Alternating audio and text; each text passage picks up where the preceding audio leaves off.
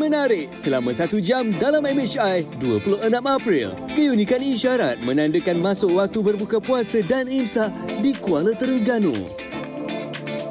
Meresik khabar artis lama dalam misi CSR tim MHI menyantuni penyanyi yang pernah popular era 90-an. Serta sejauh mana imunisasi pada badan. Ketahuinya sempena dengan Minggu Imunisasi Sedunia.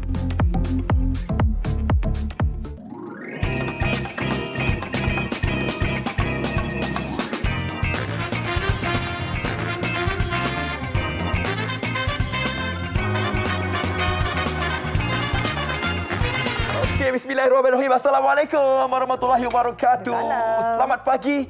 Salam Ramadan ke-24. Kita pada hari ini, di Malaysia hari ini bersama dengan saya Fazli Fuad FF dan juga Sofia Nur Solihatun SN. Apa khabar semua? Saya khabar baik saja. Saya melihat orang kata kegembiraan Afak yang lagi 7 hari beraya ni sampai suara serak awak ya. Sampai tak, saya semalam bila kerajaan umumkan tol percuma, saya wow. Rasa macam dah 2 tahun tak dapat balik raya. Tiba kerajaan bermurah hati bagi tol percuma, diskaun dan sebagainya. Alhamdulillah. Kita nak jangka ke tahun ini kita akan beraya sakannya. Memang akan sakan setelah 2 tahun. Saya rasa kesemua yang menonton sekarang ni pun tak sabar-sabar nak mula ke perjalanan pulang ke kampung dengan tol yang dah percuma, alhamdulillah. Tapi yalah, walau macam mana pun kita kata excited, kita nantikan momen ni, semua kita tetap menjagalah keselamatan diri kita. Bukan saja berkenaan COVID-19 tetapi juga berada di atas jalan raya juga. Jangan kita pusus-pusus sampai kita lupa untuk memandu dengan cermat. Saya rasa ini merupakan sedikit kemenangan. Bukannya kemenangan sebab kita dibebas daripada COVID-19, tapi kemenangan selepas kita dah bertahun-tahun terkurung dekat rumah, PKP dan sebagainya. Kan? Jadi apabila kerajaan dah membenarkan balik kampung dengan kita dapat mengeluarkan pengeluaran khas KWSP lagi, kan? Jadi saya rasa macam berlipat kali ganda macam keseronokan tu kan dapat kita bersama dengan keluarga ketika hari raya untuk tahun 2022 ini. InsyaAllah lagi 7 hari lagi, 7 malam terakhir Ramadan lah ya. Semoga kita memanfaatkan dengan sebaik mungkin. Dan bercakap berkenaan dengan cara kita menghayati ya Ramadan, Aidilfitri yang akan datang ni, kita nak bawakan perhatian kita kepada satu kampung inilah yang terletak di Kuala Terengganu. Ini adalah tradisi yang sangat unik. Difahamkan setiap kali nak imsak, setiap kali nak berbuka puasa akan mempunyai berdelan bunga api ya Fat. Wow, berdelan bunga api kalau dekat kampung saya masih ingat lagi kalau sebagai tanda untuk berbuka puasa, ini dekat surau-surau atau masjid mereka ketuk pagi beduk dia beduk. Dia macam drum ke? Tak, dia macam ada satu papan kayu.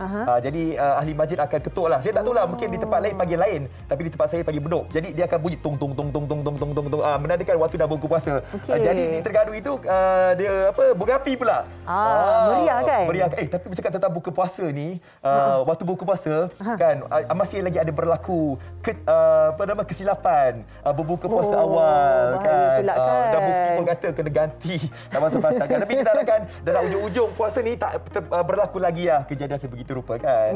Betul. Tapi apa pun kita semua nak ambil tanggungjawab sendirilah, bukan sekadar untuk mendengar terus berbuka tetapi juga ambil inisiatif untuk tengok masa, melihat beberapa sumber yang boleh meyakinkan kita. Betul. Dan bukan itu saja. Tengok api. Betul. Kita confirm lah. Senang. Dan itu saja kita juga bawakan kepada anda antara inilah Minggu Imunisasi Sedunia. Bila kita cakap tentang vaksinasi, imunisasi, mungkin sekarang orang fikir COVID-19 je. Tidak. Kan selama ni kita memang diberikan perlindungan. Vaksinasi adalah satu perkara elemen yang sangat penting untuk melipat gandakan sistem pertahanan badan kita. Jadi kita akan memperhalusi bersempena dengan Minggu Imunisasi Dunia ini. Dan kita melihat bagaimana kita boleh memperkuatkan imuniti kita. Betul. Imunisasi adalah untuk kita nak membentuk imuniti kan dalam badan kita. Okey, dalam badan kita nak gembira balik kampung ni, semalam ada berlaku sedikit macam kesedihan jugalah, khususnya untuk warga kota kerana sekali lagi kita dilanda bah. Tapi sebelum itu dah lalang kita nampak dekat sini kes COVID-19 semakin hari semakin menurun, Sofia. Semalam kita mencatatkan 2,478 dan ini dah beberapa hari juga kita berada di paras bawah 5,000. Betul. Saya rasa macam kita terlepas kita melihat Ramadan ni ada lonjakan kes ya, tetapi tahun ini perbezaannya cukup besar. Alhamdulillah kita masih menjaga protokol ataupun SOP kita. 2,000 lebih kes saja, semoga berkekalan menurun lagi ya. Yang disebutkan oleh Afat tadi, bah yang berlaku di ibu negara, Fat. Ya, betul. Okey, yang berlaku di sekitar di Segambut, Jalan Kuching, Jalan Pudu, Jalan Ampang, Jalan Getiklang, Jalan Sungai Besi, dan difahamkan dekat depan UM pun sama juga. Sebab ada beberapa video memaparkan dekat kawasan UM, nak masuk UM tu, Sofia, dah dilanda banjir banjir dah menenggelamkan beberapa buah kereta juga kat sana. Betul. Okey, ini dia anda dapat saksikan dan kita ada video-video juga dekat sini yang boleh kita tontonkan untuk anda semua. Ini kejadian berlaku di Segambut ni. Macam inilah anda boleh perhatikan. Kalau misalnya kata hujan lebat melanda KL ni, kalau lebih daripada 3 jam, 2 jam lebih, saya rasa macam risau dah, Safia. Betul, saya rasa kita sedia maklumlah kita perasaan kita yang berada di ibu negara atau mana saja bila kita melihat hujan berterusan ni, kita ada sedikit rasa kerisauan di situ. Jadi sementara kita masih berada di ibu kota, masih perlu bekerja sebelum raya ni kan. Apa kata kita rajinkan diri untuk melihat kata ramalan cuaca lah di map Malaysia supaya kita tahu dan mungkin sedikit sebanyak boleh ada sedikit persediaan sekiranya berlaku perkara seperti ini. Betul. Okey, dan dalam ini juga kita lihat ada satu lagi untuk meja masa hari ini, #Quran Hour. PM menyeru masjid, surau dan juga individu interaksi dengan Al-Quran. Jadi seperti mana Sofia katakan tadi ni, kita dalam beberapa hari saja lagi ni untuk kita nak berjengah ke bulan Syawal. Kita sekarang ni 10 Ramadan yang terakhir. Jadi harus kita melipat kali gandakan usaha kita untuk kita mendapatkan barakah di bulan Ramadan ini. InsyaAllah. Dengan tema Dunia Bersujud, memilih surah ke-32 sebagai antara bacaan bagi tahun ini. Okey, kita ada banyak pengisian untuk anda. Tapi sebelum itu kita akan menjemput Afad dulu. Kita ke sofa. Kita ke sofa dulu sebab kita nak bawakan anda untuk satu penceritaan inilah. Ini berkenaan dengan kata inisiatif yang diwujudkan oleh tim MHI. Tim kita sendiri bersama dengan NGO menyantuni artis lama, Fad. Saya difahamkan ada beberapa artis lama yang menerima bantuan di sekitar Kuala Lumpur. Seperti Duan Olan, kita ada Isa and Boy kumpulan Gravity, kita ada Farouk kumpulan ASL. Anda dapat keundur masa. Andai dapat. Suara dah serak tu. Undurkan putaran dunia. Macam itulah lagunya. Kalau anda masih ingat lagi, itulah antara artis lama yang menggegarkan dunia radio kita dulu. Dan juga kita ada Afi daripada kumpulan Utopia. Okey, jom kita saksikan ini CSR yang kami bukan khas untuk anda dari kami, Tim MHI.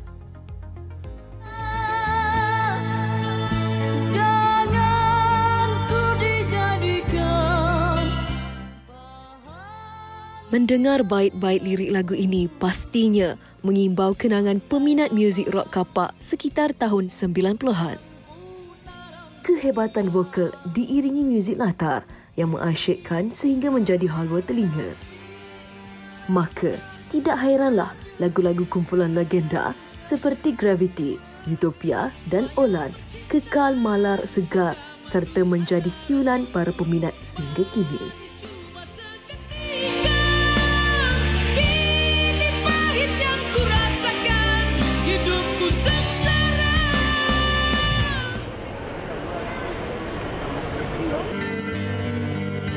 Lumrah kehidupan, nama segelintir artis veteran ini kian dilupakan dek peralihan zaman dan kehadiran bakat-bakat baru. Lebih memilukan, ada antara mereka yang diuji dengan masalah keuzuran atas faktor usia. Bagi mengingati jasa mereka dalam mewarnai industri hiburan tanah air, kru Malaysia hari ini dengan kerjasama pihak Majlis Perundingan Pertubuhan Islam Malaysia, MAPIM Rangers, telah turun padang dan melawat artis veteran ini. Baik, sekarang kami berada di Bandar Seri Coalfields bersama dengan MAPIM Rangers dan juga kita bawakan selebriti artis yang pernah popular pada tahun 1990-an. Dan hari ini kami ke rumah Duan daripada kumpulan Olan, juga pernah popular pada tahun 1990-an. Dan kami difahamkan keadaannya sedikit kurang sihat setelah menghidapi stroke pada bulan lalu. Dan hari ini MAPIM akan menyantuni beberapa seniman yang seharusnya diberikan perhatian. Muhammad Razwan Yassin, 60 tahun atau lebih popular dengan nama Duan dari kumpulan Olan, telah diserang angin ahmar ringan pada Mac lalu. Akibatnya, sebahagian memori penyanyi yang popular dengan lagu Cinta Bandar Tasik Selatan itu pudar. Anak kelahiran Kuala Pilah Negeri Sembilan ini dimasukkan ke Hospital Sungai Buloh selama 3 hari sebelum dibenarkan pulang dan dijaga oleh isterinya, Zarina Anwar, 51 tahun. Dia tengok kat menangis kan? Pukul 1 pagi doktor call. Doktor beritahu, doktor kata, you punya husband pembuluh darah dah pecah, dia kata. So akak ingatkan pembuluh darah yang kat belakang. Jadi akak tanya, dikonfirm balik pembuluh darah yang mana. Suami saya keadaan macam mana, akak tanya. Lepas tu dia kata suami puan okey. So akak tahulah maknanya pembuluh darah bukan yang itu yang pecah. Jadi akak cakap yang belah mana, dia kata dekat dalam otak tu dia kata ada satu pembuluh darah yang sebesar jarum tu, pembuluh tu dah pecah. Jadi darah tu memang ada dekat dalam, memang darah tu sedang mengalir kat dalam tu, dan sekarang ni darah tu dah beku, membuatkan memori dia block. Simpati dengan nasib yang menimpa rakan karibnya, Muhammad Safi Soifjan atau Afi, 58 tahun, kerap datang melawatnya di rumah. Dia yang juga vokalis utama kumpulan Utopia, gemar berbual tentang sejarah konsert serta mengimbau kenangan lama bagi membantu mengembalikan ingatan Duan. Sebenarnya kata orang cubit per kiri terasa per kanan. Jadi kami artis Optai Legend 90-an memang kita ada grup Malaysia Rock Legend Fan Club. Jadi kita orang dalam tu semua artis 90-an, terutama vokalis lah. Jadi apa-apa terjadi macam sebelum ni Yazid Sejati kan, dia sampai kutip sampah time PKP tu dia kan, nak survive untuk hidup kan. Jadi kita tolong. Lepas tu yang terbaru ni lah, abang dengar 2 bulan tiba-tiba kena stroke kan. Dalam masa PKP. Jadi kami ni artis 90-an ni memang terpanggil lah untuk membantu sama-sama artis ni, kawan-kawan artis ni. Siapa lagi kalau tak kami, antara kami kan. Bagi menzahirkan rasa simpati dan penghargaan kepada kedua penyanyi ini, kru MSI dan Mapim Rangers menghulurkan sedikit sumbangan serta keperluan harian dengan harapan sedikit sebanyak dapat membantu meringankan beban. Perjalanan diteruskan ke sebuah pasaraya di Bangi, Selangor bagi menyalurkan bantuan kepada seniman muzik yang lain. Di sini, ada 3 artis lama yang pernah mewarnai industri muzik tanah air untuk mencari rezeki. Hampir 2 tahun berkecimpung dalam dunia basking, Ramadhani Mahdoin, 49 tahun, Isa Hamzah, 58 tahun dan Muhammad Fairuz Arifin, 50 tahun, tidak pernah malu untuk membuat persembahan di pusat beli belah. Meskipun pernah digilai peminat suatu masa dahulu, vokalis serta gitaris kumpulan AXL dan Gravity ini sentiasa percaya kepada rezeki serta aturan hidup yang telah diatur Tuhan. Mereka amat terharu kerana masih ada pihak yang mengingati mereka. Kurang 2 tahun ya, 2 tahun dapat pekerjaan ini semata-mata untuk kerja amal, untuk mencari dana anak-anak yang saya sebutkan tadi, anak tafiz, anak-anak yatim, anak-anak miskin. Alhamdulillah. Begitu juga dengan nasib seorang lagi vokalis popular, Abdul Majid Faisal Abdul Majid, atau lebih popular dengan nama Boy Mercury. Meskipun kini hanya menyanyi di sebuah pusat beli belah di Ceras, Selangor, dia benar-benar bersyukur kerana masih ada segelintir peminat yang ingat akan dirinya. Rasa terharulah, bersyukurlah. Alhamdulillah kerana ada juga pihak-pihak yang prihatin, yang ingat dengan artis-artis lama ni. Terutama sekali artis yang suram macam abang ni kan. Ramai yang tak kenal. Yang rakan-rakan artis ramai yang kenal lah. Kalau macam peminat ni ada juga lain tegur kan. Tapi tak macam dululah. Mereka adalah golongan artis yang pernah mewarnai persada seni hiburan suatu ketika dahulu. Walaupun pertemuan dan sumbangan yang dihulurkan tidak seberapa, sedikit sebanyak usaha ini mungkin dapat membantu mereka dalam meneruskan kehidupan seharian. Secara tidak langsung, dapat mengimbau kembali nostalgia seni kepada peminat yang ingin tahu perkembangan diri mereka kini. Tiada apa yang dapat ku rasakan selain dari cintaku padamu. Sekecil-kecil bantuan itu kan besar maknanya bagi mereka memerlukan. Dan bukan sahaja kita melihat kata bantuan daripada segi kewangan saja, tetapi kalau kita melihat mereka orang kata tengah basking, memberi persembahan, apa kata kita turut serta berada di situ untuk memberikan sokongan kita. Itu sekurang-kurangnya kita menunjukkan mereka masih lagi relevan dan kita masih mengingati jasa mereka dalam industri. Kadang-kadang macam saya pun macam tak sangka waktu ketika tahun di zaman kegemilangan artis tersebut sebenarnya, dan kita macam tak terjangka yang artis tu berada kena basking kan dan sebagainya untuk meneruskan kelangsungan hidup kan. Betul. Dan kalau boleh kita orang Malaysia ni kena ubah persepsi lah, ataupun seseorang individu ataupun organisasi harus mengangkatlah artis lama ni, khususnya pihak seniman untuk menjaga kebajikan mereka ini. Okey. Seperti biasa dalam bulan Ramadan ini dalam MHI kita nak bawakan segmen iaitu audit solat, iaitu hari ini kita nak menyentuh berkenaan dengan duduk di tahiyat akhir. Jom kita saksikan.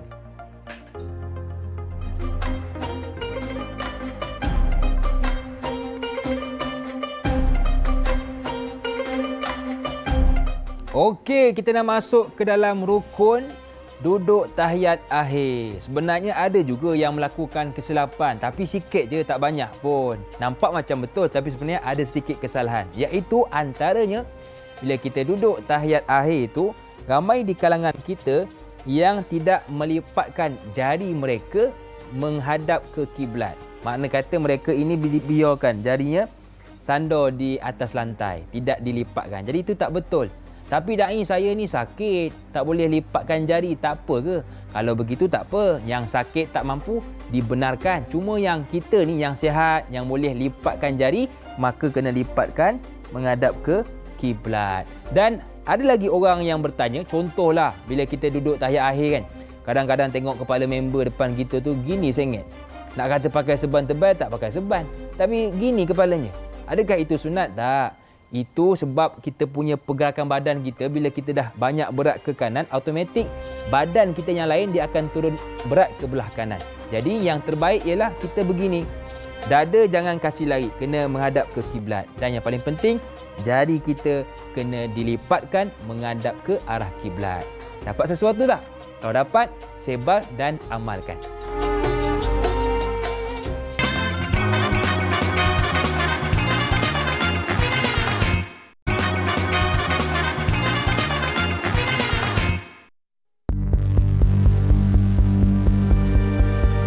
Imunisasi ialah proses membina daya tahan badan terhadap sesuatu penyakit. Vaksinasi pula ialah proses memasukkan bahan atau antigen yang boleh merangsang sistem daya lawan pada tubuh bagi membentuk imunisasi. Oleh itu, imunisasi sangatlah penting kepada manusia bagi melindungi badan daripada pelbagai wabak penyakit yang berbahaya. Menurut laporan rasmi dari laman web Pertubuhan Kesihatan Sedunia (WHO), imunisasi dapat mengurangkan sekitar 4 hingga 5 juta kematian setiap tahun. Secara tidak langsung, vaksin terbukti dapat mengurangkan komplikasi yang boleh membawa maut serta menurunkan kadar jangkitan penyakit. Di Malaysia, sebaik sahaja bayi dilahirkan, mereka sudah diberi suntikan pertama vaksinasi BCG bagi membina sistem imunisasi terhadap penyakit tuberkulosis. Terdapat pelbagai jenis vaksinasi yang diberi secara berperingkat sejak lahir sehingga dewasa. Terkini, vaksin COVID-19 dicipta disebabkan pandemik yang bermula pada 2019 sehingga meragut lebih 6 juta nyawa di seluruh dunia sehingga kini. Berdasarkan laporan daripada COVID Now, bagi populasi dewasa, sebanyak 97.6% lengkap dos kedua dan 68% lengkap dos penggalak. Manakala 18.8% kanak-kanak berusia 5 sehingga 11 tahun lengkap divaksinasi sehingga 23 April 2022. Namun, masih ada lagi golongan yang tidak endah untuk mengambilnya kerana tidak percaya mengenai keberkesanan vaksin. Persoalannya, adakah kita benar-benar faham fungsi imunisasi dan vaksin pada tubuh badan kita atau hanya ikut sahaja tanpa benar-benar memahaminya?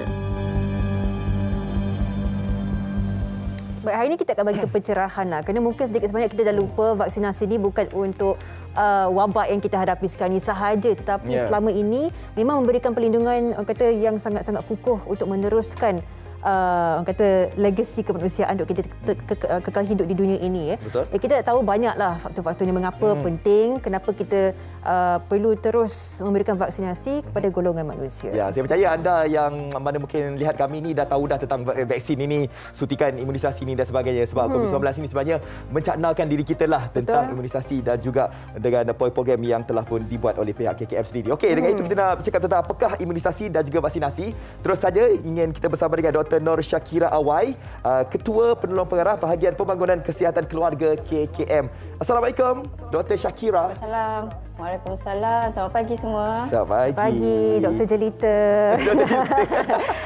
Okey, doktor, kita nak mulakan perbincangan kita lah. Mungkin kita semua dah tahu, tapi kita perlukan sedikit peringatan mengapa imunisasi secara generalnya, secara umumnya sangat-sangat penting dan apakah kesannya kalau kita tidak ambil vaksinasi. Silakan doktor. Jadi macam yang diberitahu sebelum ni juga kan, vaksin ni bukan sewaktu wabak COVID ni sahaja yang sedang melanda satu dunia sekarang ni kan. Sebelum pandemik lagi, vaksin ni memang dah ada untuk melawan penyakit cegahan vaksin yang lain lah. Jadi bila kita cakap pasal vaksin imunisasi, mesti kita teringat dengan bayi dengan kanak-kanak. Sebab biasa kita akan targetkan, sasarkan kumpulan umur yang ni lah. Kerana apa? Sebab bayi dan kanak-kanak dia orang lebih mudah dijangkiti penyakit cegahan vaksin ni. Disebabkan sistem daya tahan mereka tak bertematang lagi macam kita yang dewasa ni. Jadi kita nak melindungi mereka daripada dapat penyakit ni dan seterusnya komplikasi dari penyakit-penyakit ni. Jadi kita bagi perlindungan tambahan kepada mereka dengan pemberian vaksin. Ada mungkin di antara kita yang mungkin tidak berapa memahami tentang pemahaman vaksinasi dan juga imunisasi ini. Mungkin doktor boleh kongsikan apakah mungkin perbezaan-perbezaannya? Vaksinasi tu adalah proses pemberian vaksin yang kita kata cocok tu kan, cocok suntik vaksin. Imunisasi pula ialah apabila vaksin tu dah masuk dalam badan kita, jadi sistem imun badan kita akan mula membentuk imunisasi ataupun pertahanan dari bagi melawan jangkitan-jangkitan tertentu lah berdasarkan vaksin apa yang sesuatu individu tu terima. Jadi nak kata, senang kata sebenarnya vaksin ni ibarat macam kita pakai seat belt lah waktu kita bawa kereta ataupun kita pakai helmet kan waktu kita bawa motosikal. Jadi kemalangan mungkin masih boleh berlaku, tapi impak dari kemalangan tu mungkin boleh dikurangkan sebab kita dah pakai seat belt. So sama juga macam fungsi vaksin ni, mungkin penyakit tu akan terkena juga, budak tu akan dapat juga jangkitan, tapi at least komplikasi dari jangkitan tu kita boleh kurangkan lah. Saya sukakan perumpamaan itulah kerana kita paling senang nak faham, kita boleh terjangkiti, boleh kena, tetapi impaknya tidak sebegitu teruk ataupun boleh meragut nyawa seseorang. Okey doktor, mungkin ada yang tertanya-tanya lah. Bukan untuk vaksin yang terkini saja, tapi vaksin selama ini mungkin ramai yang tidak tahu dan mempersoalkan kenapa kena ada booster, kenapa kita kena update vaksinasi kita. Ada setengah vaksinasi itu kita difahamkan daripada masa ke masa, tahun ke tahun perlu ada kata booster ataupun tambahan bagi vaksinasi itu. Mengapa ini diperlukan, doktor? Bukan saja COVID yang ada dos booster, sebenarnya dos yang kanak-kanak pun kita ada juga dos penggalak ataupun dos booster. Jadi sesetengah vaksin tu dia perlukan 2 dos, sesetengah vaksin memerlukan 3 dos untuk melengkapkan perlindungan tu secara 100% lah. Maksudnya kalau kita dapat 1 dos saja, mungkin protection tu tak sampai 100%, mungkin setakat 40-50% sahaja. Jadi masih lagi terdedah dengan jangkitan dan komplikasi penyakit tu. Dia tidak protected sepenuhnya. Itulah sebab dia penting kan? Penting. Sebab tu kena follow lah jadual imunisasi. Kalau dah, especially untuk ibu bapa kan, kalau dia tengok jadual imunisasi tu ada 2 bulan, 3 bulan kena datang ambil suntikan kan. Jadi memang kena follow janji temu tu sebab memang kita perlukan bulan-bulan tertentu bagi melengkapkan perlindungan daripada vaksin tu. Okey, kita tahu bahawa sebelum ini kerajaan dah pun membuat program imunisasi ini khas untuk golongan dewasa, golongan komorbid dan sebagainya, dan kerajaan juga dah pun membuat PIC Kids, ianya khas untuk kanak-kanak. Dan ada juga di antara ibu bapa ni yang menolaklah untuk kita memberikan suntikan ini kepada kanak-kanak. Mungkin apakah yang perlu dilakukan andai kata ada di antara anak-anak kita ni yang tercicir? Sebab apa? Sebab kerajaan pun dah menghentikan untuk program PIC Kids ni, Doktor. Memang kalau ikutkan announcement yang kita buat beberapa minggu yang lalu, tarikh akhir untuk PIC Kids ataupun vaksinasi COVID-19 bagi kanak-kanak umur 5 hingga bawah 12 tahun kita akan berakhir 15 Mei. Tapi itu adalah untuk kanak-kanak yang dah mencecah umur 5 tahun. Bagi kanak-kanak yang hari jadi dia selepas 15 Mei itu, kita masih akan melakukan pemberian vaksin, tapi pendaftaran hendaklah dibuat dengan secepat mungkinlah. Kalau ikutkan pendaftaran, kita buka sehingga 8 Mei. Jadi kita boleh terus setkan janji temu bila pemberian vaksin itu akan diberikan kepada kanak-kanak tersebut. Jadi kita pun dah nak raya kan minggu depan, dan just 1 week selepas raya tu kita dah hampir dengan tarikh akhir tu kan. Jadi dinasihatkanlah kalau ada ibu bapa yang masih belum mendaftar lagi untuk dapatkan vaksinasi COVID untuk kanak-kanak mereka, anak-anak mereka boleh lakukan pendaftaran lah melalui MySejahtera. Baik Doktor, saya terfikirlah soalan ni secara realistik ni lah kan. Kita ada golongan manusia yang mempercayai vaksin, ada yang tak mempercayai vaksin. Tapi saya nak tahu apakah impaknya kalau kata segolongan besar yang tidak memberikan vaksin kepada golongan anak-anak ataupun tidak percaya dengan vaksin langsung. Apakah implikasinya terhadap kesihatan mereka sendiri dan juga kesihatan kelompok kita sebagai sebuah masyarakat, Doktor? Okey, imunisasi dan vaksinasi ni dia bukan sahaja protect individu tu saja. Sebenarnya yang betul dia akan melindungi masyarakat ataupun populasi setempat tu juga.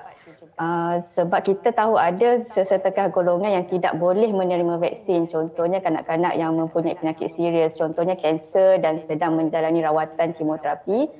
Imuniti badan mereka sangat lemah. Jadi jangan kata nak bagi vaksin, diorang nak menghasilkan sendiri antibody dalam badan mereka pun tak mampu sebab diorang punya sistem imuniti badan mereka sangat-sangat rendah. Jadi untuk golongan ni kita pun nak protect mereka juga. Oleh itu kita hendaklah menyasarkan lebih daripada 90% populasi di kawasan-kawasan setempat tu untuk divaksinasi supaya akan membentuk imuniti kelompok atau kita panggil sebagai herd immunity. Jadi kanak-kanak yang tak dapat vaksin ni pun terlindung bersama juga. Yalah, kalau kita nak mencipta antibody ni haruslah kena vaksin. Kan? Okey, Doktor. Kita ni bersepeda dengan Minggu Imunisasi Sedunia ni. Mungkin Doktor boleh perincikan tentang minggu ini dan juga bila dan mengapa agaknya kita ramai-ramai ingin menyambutnya. Okay, Minggu Imunisasi Sedunia ni adalah sambutan yang diadakan oleh Pertubuhan Kesihatan Sedunia WHO dan diadakan sejak tahun 2012. Jadi setiap tahun dia akan pilih tema dan melakukan aktiviti kesedaran untuk meningkatkan pengetahuan dan empower masyarakat mengenai pengetahuan vaksin. Jadi untuk tema tahun ni pihak WHO telah memilih temanya Lifelong for All. Sambutannya akan diadakan daripada 24 hingga 30 April setiap tahun. Baik.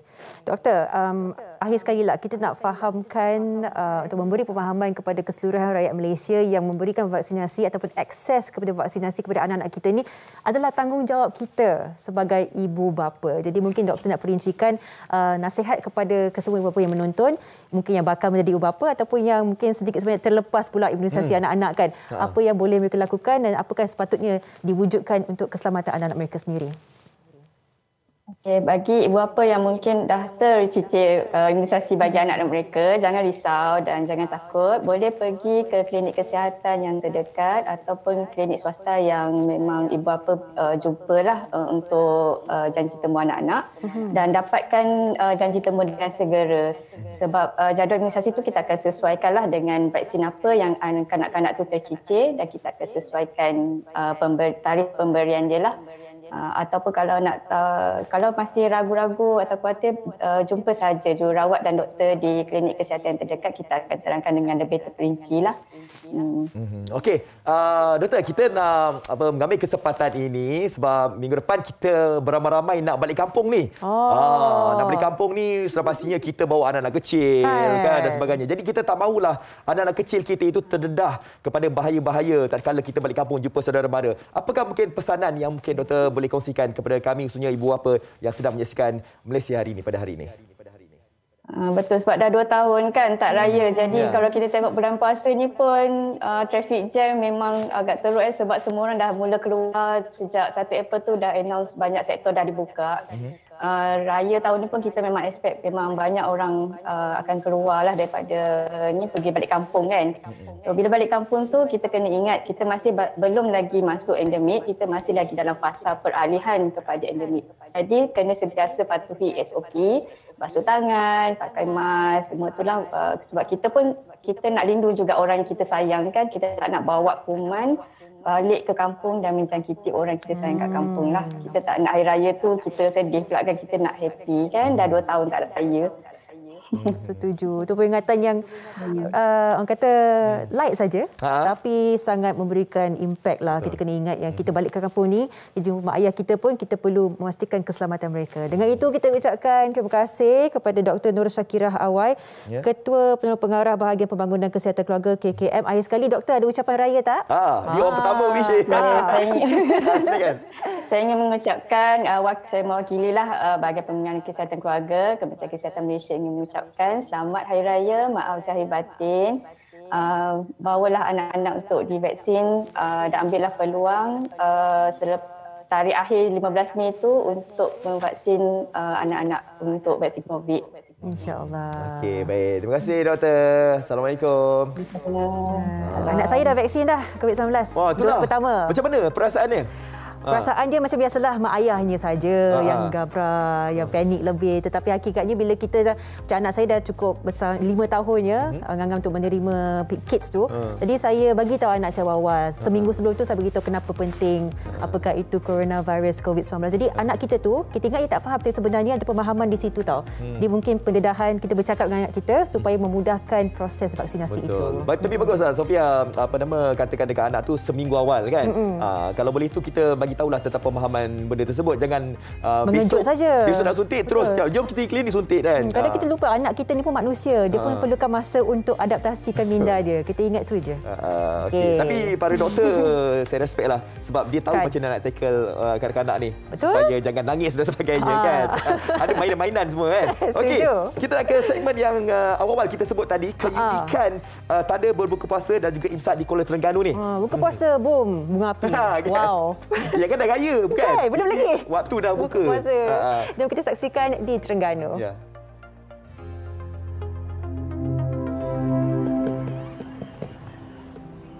Jam 5 pagi, ketika orang lain sedang menikmati makanan untuk bersahur di rumah masing-masing. Susuk tubuh ini pula sedang sibuk bergegas ke lokasi bagi menjalankan tugasnya. Sebelum masuk waktu imsak dan ketika azan subuh, dia memulakan tugasnya. Bunga api pertama dinyalakan sebelum masuk waktu imsak, disusuli bunga api kedua 5 minit selepas itu.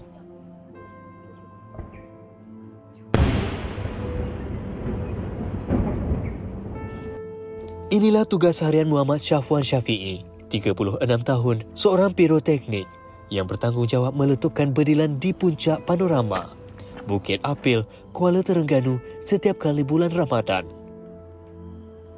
Berpengalaman mengendalikan bedil bunga api sejak 2007, Syafwan yang berasal dari Kedah akan menetap di Kuala Terengganu selama 40 hari bagi menjalankan tugasnya. Okey, dulu setahu saya benda ni dia tradisi daripada Sultan Mizan punya nenek moyang, keturunan kerabat dia lah, keturunan dia. 3 hari, 4 hari sebelum puasa, tu saya akan siap bakar barang daripada stor KL. Akan ambil barang, datang sini kita akan set up 31 set up. Dan malam tu untuk test shot. Test shot tu yang ada pihak PDRM, bahagian unit pemusnah bom, UPB dan SUK. Ibu Pejabat Polis Kontijen IPK Terengganu, Kuala Terengganu, Syafwan akan datang ke IPK bagi mengambil serbuk letupan daripada seorang anggota unit pemusnah bom UPB di stor yang dikawal ketat oleh pihak polis sebelum bergerak naik ke atas bukit. Tugas Syafwan bukan setakat ketika waktu sahur, sebaliknya bermula pada waktu petangnya, iaitu sebelum masuk waktu berbuka puasa. Jam 6.30 petang, Syafwan akan masukkan magazin atau bahan serbuk letupan ke dalam pelancar yang diperbuat daripada paip besi.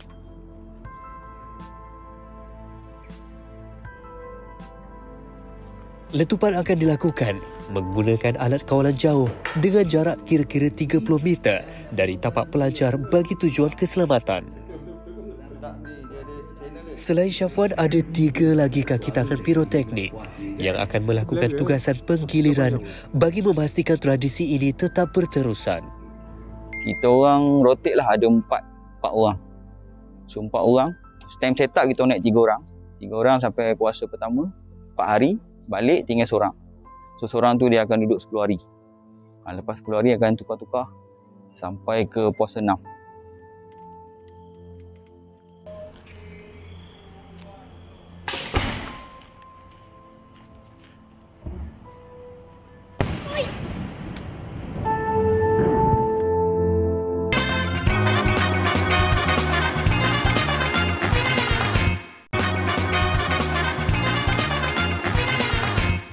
Malaysia hari ini kini kembali bersama dengan anda semua. Okey, dalam bulan Ramadan ini di Malaysia hari ini boleh dikatakan setiap hari kita ada sahaja pengisian-pengisian keagamaan khususnya untuk anda yang ingin menginfakkan wang anda ke saluran yang betul untuk kita nak mengumpul pahala di bulan Ramadan ini kan. Jadi untuk itu terus saja kita ingin bercakap tentang kutipan dana kempen Demi Surauku.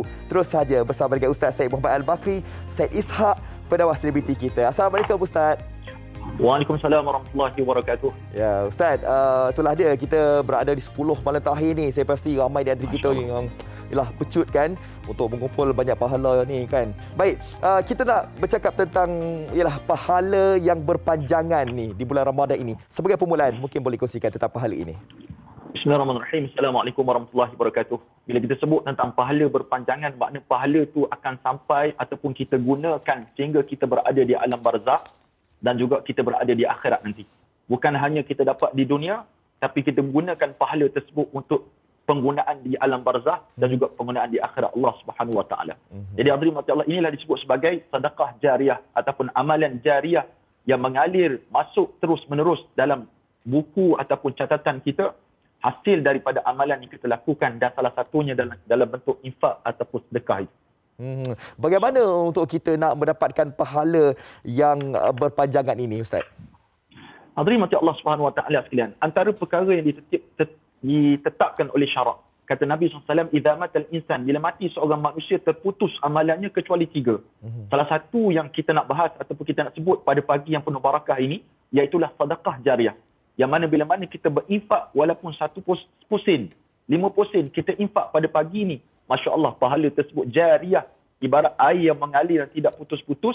Yang itulah tuan-tuan Allah Subhanahu Wa Taala salah satu kaedah yang paling mudah pada zaman kita sekarang untuk kita berinfak bagi membina sesuatu yang kekal di dunia, insya-Allah. Ya, lebih lagi kalau sedekah jariah ni kita gunakan untuk pembinaan surau ataupun masjid kan. Baik, Yayasan Ikhlas ada ingin bercadang membina masjid di Long Pasir. Mungkin boleh ceritakan tentang perkara itu. Baik, tuan-tuan Allah Subhanahu Wa Taala, Long Pasir ni terletak di Sipitang, Sabah. Perjalanan daripada KK Kota Kinabalu sekitar 6 jam perjalanan. Kena lalu dekat laluan berlopak, laluan balak, kena lalu sungai yang deras. Kalau deras sangat sungai tu tak boleh nak lalu. Kena patah balik. Bayangkan kita pernah pergi ke sana, keadaan yang sangat daif.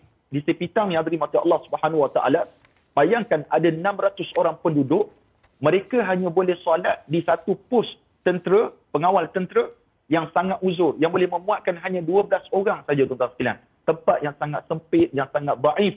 Kalau kita seronok-seronok solat tarawih dalam tempat yang sangat luas, Masya Allah, di Sipitang ini, satu kawasan yang sangat daif dan memerlukan bantuan daripada seluruh masyarakat yang prihatin, insya Allah. Ya, Saya percaya setiap apa yang dilakukan ini adalah sebabnya. Apakah hasrat Yayasan Ikhlas untuk pembinaan masjid di Long Pasir ini, Ustaz? Baik, hasrat yang pertama, kita nak meraihkan masyarakat di sana, tuan-tuan sekalian. Supaya mereka dapat solat dengan penuh keamanan, dengan penuh selesa seperti mana kita berada di Semenanjung atau kita berada di bandar-bandar, di kota-kota yang mana kita seronok beribadat dalam rumah Allah Subhanahu Wa Taala. Jadi harapan kami di Yayasan Ikhlas demi kempen demi surauku ini untuk mengajak seluruh masyarakat agar kita celik mata kita dan kita melihat nun jauh di sepitang sana. Mereka memerlukan satu tempat beribadah kepada Allah Subhanahu Wa Taala yang selesa sama seperti mana kita. Kita target untuk membuat sebuah masjid yang boleh memuatkan 100 orang dalam satu mata dan boleh jadi satu tempat untuk mereka melakukan aktiviti keagamaan di sana, insya-Allah. Ya, kalau kita yang berada di bandar, kita berada dalam keadaan selesa kan, jadi kita boleh pergi surau masjid dalam keadaan selesa. Ustaz yang mungkin telah pun turun padang melihat sendiri dengan mata sendiri kan keadaan kedaifan mungkin mereka yang berada di kawasan-kawasan pedalaman ini, mungkin boleh ceritakan pengalaman itu, Ustaz? Tuan-tuan mati Allah Subhanahu Wa Taala. Bayangkan perjalanan yang sangat jauh. Kemudian kena lalu dengan laluan yang sangat ekstrim lah laluan tersebut untuk sampai di sana. Kita pasti kita dapat menilai ataupun suasana keadaan dhaifnya masyarakat di sana dan mereka tuan-tuan Allah Subhanahu Wa Taala sangat menanti dan menunggu bantuan daripada kita. Ibarat kalau seseorang memerlukan sangat-sangat bantuan, kalau ada orang hantar bantuan, bagaimana mereka mendadah tangan bersyukur kepada Allah Subhanahu Wa Taala dan berdoakan setiap orang yang menginfak itu supaya Allah Subhanahu Wa Taala balas dengan balasan yang sangat baik. Itu antara kepentingan kita menyumbang kepada orang-orang yang sangat memerlukan ataupun pada tempat-tempat yang sangat memerlukan pertolongan daripada kita. Ya, insya-Allah lah dengan pembinaan masjid ini mereka dapat beribadah dengan selesa lah kan nanti. Okey, Ustaz, bagaimanakah caranya untuk kita ramai-ramai memberikan sedekah kepada masjid ini, Ustaz? Yang pertama, kalau tuan-tuan tengok di skrin TV ataupun di televisyen, tengok kat sana ada macam mana kaedah. Boleh tuan-tuan boleh pergi ke www.sedekahsini.com. Boleh pergi Yayasan Ikhlas ataupun tengok ada nombor akaun dekat sana. Tuan-tuan print screen ataupun snap gambar dan share banyak-banyak 10 malam akhir atau 10 hari akhir ini. Rebut peluang sebanyak-banyaknya. Kalaulah Allah Subhanahu Wa Taala bagi rezeki kepada kita bertemu dengan malam Al-Qadar, insya-Allah banyaknya ganjaran yang Allah Subhanahu Wa Taala berikan kepada kita. Jadi penting sangat tuan-tuan Allah, bukan sekadar kita tengok rancangan ini, tapi tolong share ramai-ramai kepada yang nak mencari tempat untuk berwakaf bagi membina tempat ibadah kepada Allah, maka di sinilah tempat yang boleh kita salurkan, insya-Allah. Baik, insya-Allah. Okeylah itu kan, sebab kadang-kadang ada di antara kita yang ingin berderma. Sebenarnya ingin berderma berapa banyak amount tu adalah nombor 2. Yang paling penting adalah keikhlasan itu kan, Ustaz. Okey, baik pada anda semua yang mana mungkin ingin menginfak kawan anda itu, apa yang ditunggu lagi? Anda boleh saksikan sekarang di paparan skrin pun kami dah tunjukkan nombor akaunnya. Jadi tak perlu untuk kita tunggu lagi untuk kita nak memberikan infak kepada pembinaan masjid di Long Pasir di Sabah ini. Baik, terima kasih Ustaz ya, dan diharapkan apa yang diberitahu oleh Ustaz ni dapat memberikan kita pendedahan lah supaya kita tahulah sebenarnya ada lagi insan-insan umat Islam yang berada di pedalaman yang memerlukan masjid dan juga surau ini. Baik, terima kasih Ustaz. Assalamualaikum. Waalaikumsalam warahmatullahi wabarakatuh. Okey, itu dia, kita telah bersama dengan Ustaz Syed Muhammad Al-Bakri Syed Ishak, pendakwah selebriti kita, bercakap tentang pembinaan masjid di Long Pasir yang dibangunkan oleh Yayasan Ikhlas. Okey, kita ingin berehat sebentar dan selepas ini kita nak bercakap lagi tentang dana wakaf pembinaan Masjid Al-Ulum wa Thayyibah, kali ini di Pantai Remis Perak. Kita kembali lagi selepas ini.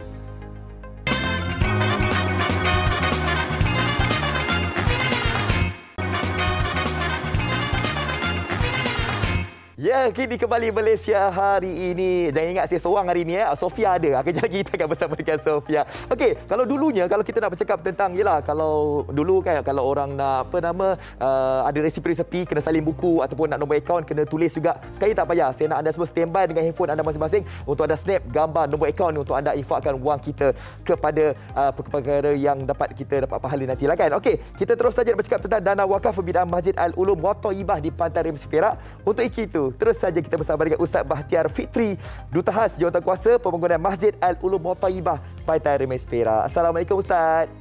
Waalaikumsalam warahmatullahi wabarakatuh. Terima kasih banyak kepada Fazli dan juga seluruh penonton setia MHI. Sama-sama Ustaz. Ustaz, ramai di antara kita yang ingin mengetahuilah tentang Madrasah Darul Ulum wal Qiraat ni yang bakal untuk membangunkan Masjid Al-Ulum wa Thayyibah di Pantai Remis Perak ini. Silakan Ustaz. Baik, Assalamualaikum warahmatullahi wabarakatuh kepada Fazli yang menceriakan pagi-pagi kita dan juga kepada semua penonton setia MSI. Tuan-tuan dan puan-puan, kita bertemu pada pagi ini bukan berkebetulan, tetapi Allah merancang kita bertemu pada pagi ini untuk kita berwakaf pada awal pagi, insya-Allah.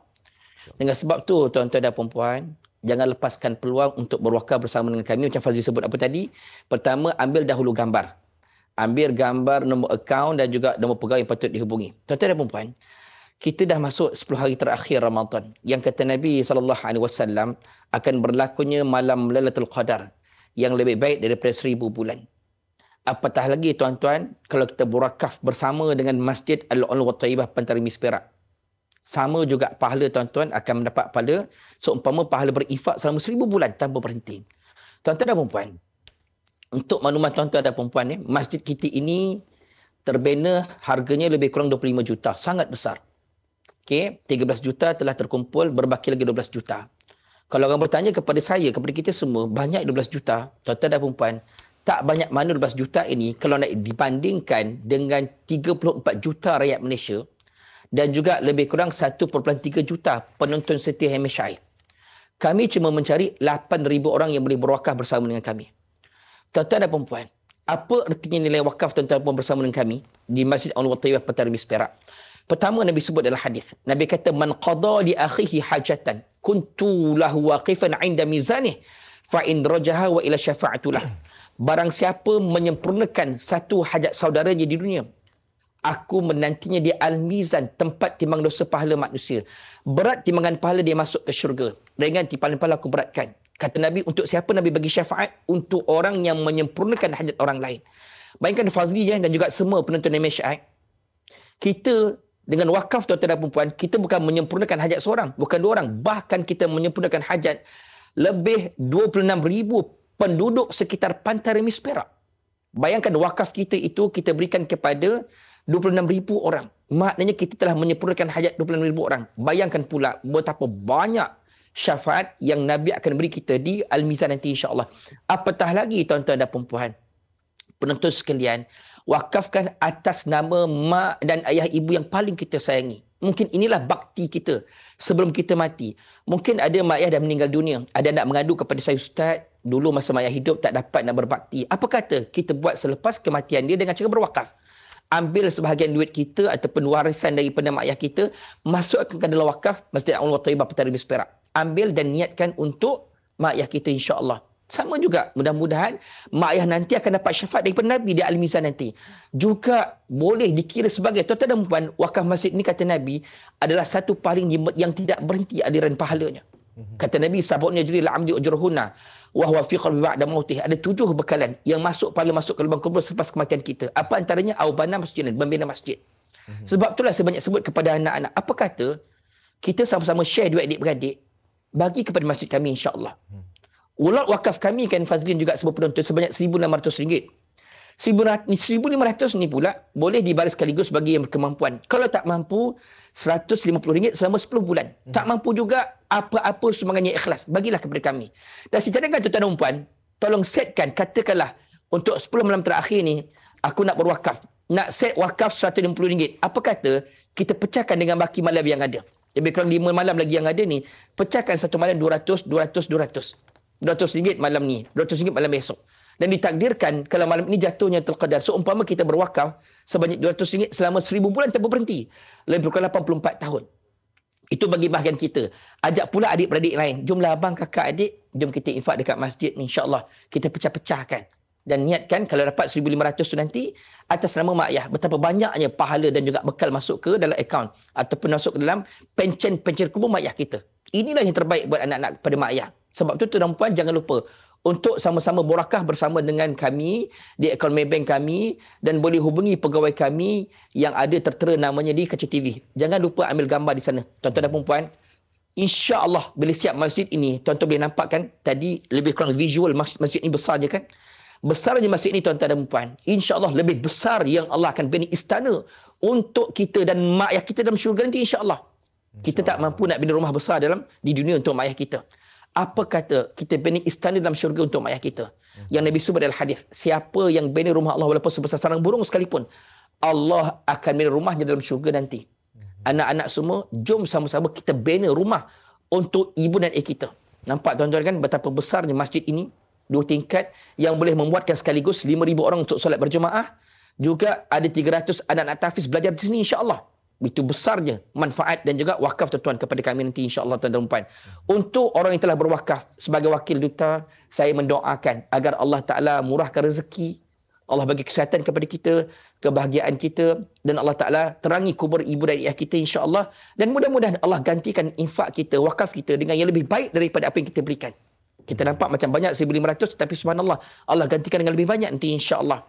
Dan bagi yang nak berwakaf pula, kami doakan agar Allah Ta'ala memudahkan wakaf tuan-tuan dan perempuan. Allah Ta'ala mencukupkan segala-galanya insya-Allah. Tuan-tuan dan perempuan, mudah-mudahan kami doakan kami agar terbina masjid ini pada tahun ini dan setiap tahun hadapan untuk digunakan nanti insya-Allah, mudah-mudahan. Insya-Allah Ustaz, kan lebih-lebih lagi kita bulan puasa dan lebih-lebih lagi mungkin malam ini merupakan malam Lailatul Qadar kan, insya-Allah kan pahala seumpama 1000 bulan tanpa henti itu kan. Jadi kita harus bekerja-kerjalah untuk kita dapatkan pahala ini. Baik, terima kasih Ustaz, insya-Allah lah.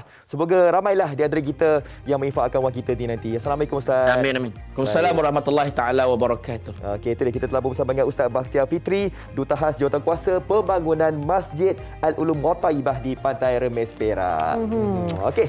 Baik, dan kita akan berikan anda perkembangan terkini ya. Ini dilaporkan gempa bumi lemah telah berlaku di Kundasang, Sabah pada jam 9.28 pagi dekat sejam yang lalu, dan ini menunjukkan sedikit sebanyak pergerakan lah yang menunjukkan di kesannya gempa bumi lemah di kawasan Kundasang. Kami harap agar anda semua yang berada di lokasi itu untuk kekal berwaspada dan mendengarkan orang kata arahan yang seterusnya daripada pihak berkuasa.